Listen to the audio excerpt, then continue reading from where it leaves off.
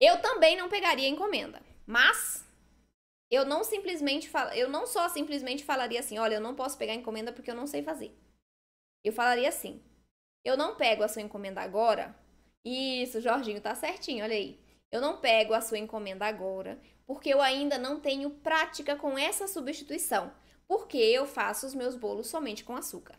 Mas eu vou fazer uns testes em casa, vou te dar uma amostra quando eu tiver um resultado perfeito para você experimentar e aí você vai poder fazer a sua encomenda. Por que que isso é importante? A gente não pode fechar nenhuma porta. O cliente, a pessoa está interessada, só que no momento você ainda não tem prática com aquele tipo de preparo. E você vai ser muito clara com seu cliente, vai ser, né?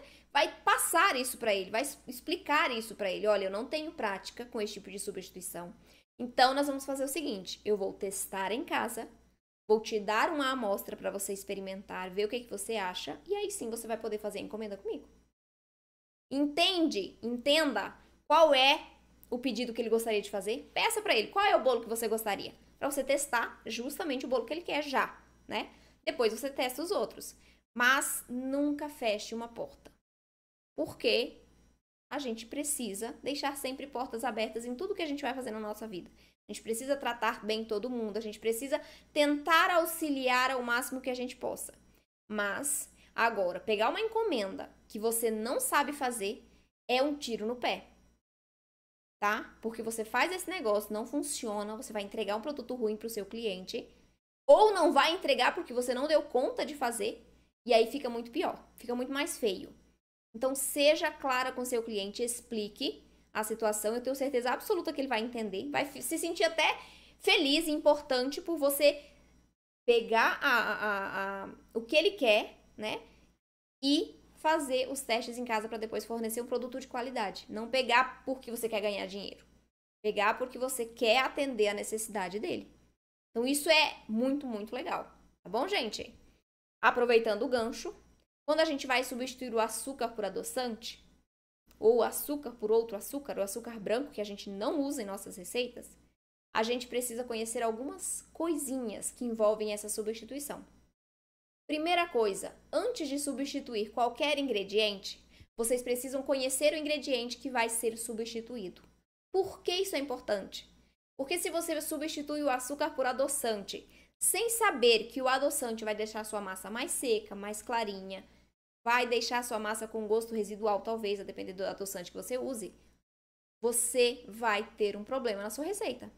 Então você precisa conhecer o que o açúcar provoca na massa, quais características ele agrega, para depois sim substituir. Por exemplo, você vai fazer um bolo de chocolate e quer usar o adoçante no lugar do açúcar.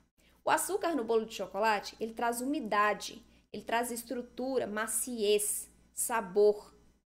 E aí quando você troca o açúcar por adoçante, você precisa trazer para a massa as mesmas funções. Porque senão sua massa vai ficar mais seca, não vai crescer tão bem. Perfeito?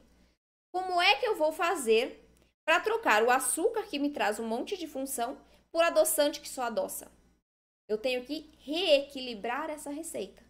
Eu tenho que adicionar outras coisas, mexer um pouquinho nos ingredientes para eu conseguir um resultado macio, fofinho, que cresça bem, que fique estruturado, usando o adoçante no lugar do açúcar.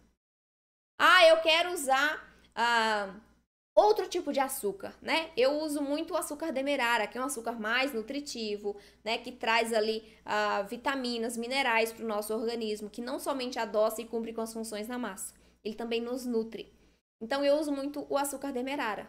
Mas você pode usar, no caso do bolo de chocolate, o açúcar mascavo. Por quê? Porque o açúcar mascavo, quando a gente usa em nossas receitas, ele deixa o resultado mais úmido, deixa o resultado com a coloração mais escura e também com sabor residual, certo? Mas o chocolate, o cacau, ele combina muito bem com o açúcar mascavo.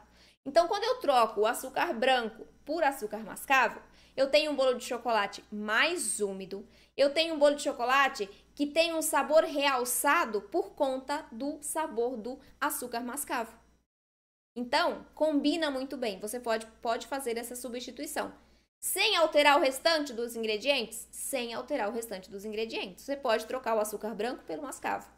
Agora, quando troca o açúcar por adoçante, aí a gente precisa reequilibrar essa receita para ter um resultado final estruturado, que cresça bem, que fique macio e que fique úmido principalmente, porque o adoçante ele não traz umidade para a massa.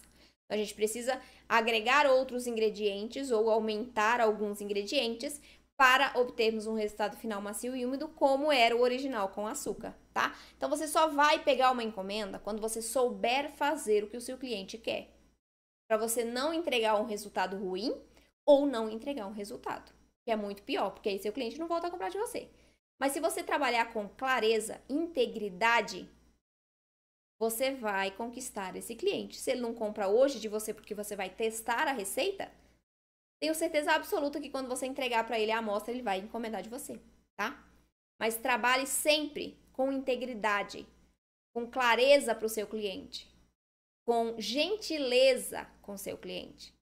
Assim você deixa sempre as portas abertas, independentemente se ele vai comprar de você hoje ou se ele vai comprar daqui a um mês, tá? É importante sempre a gente manter as portas abertas. Tenha conexão com seu cliente. Lide com ele como se... Eu sei que é clichê, mas trate o seu cliente como você gostaria de ser tratada por uma pessoa que você fosse comprar alguma coisa. Porque é exatamente assim. É a mesma situação.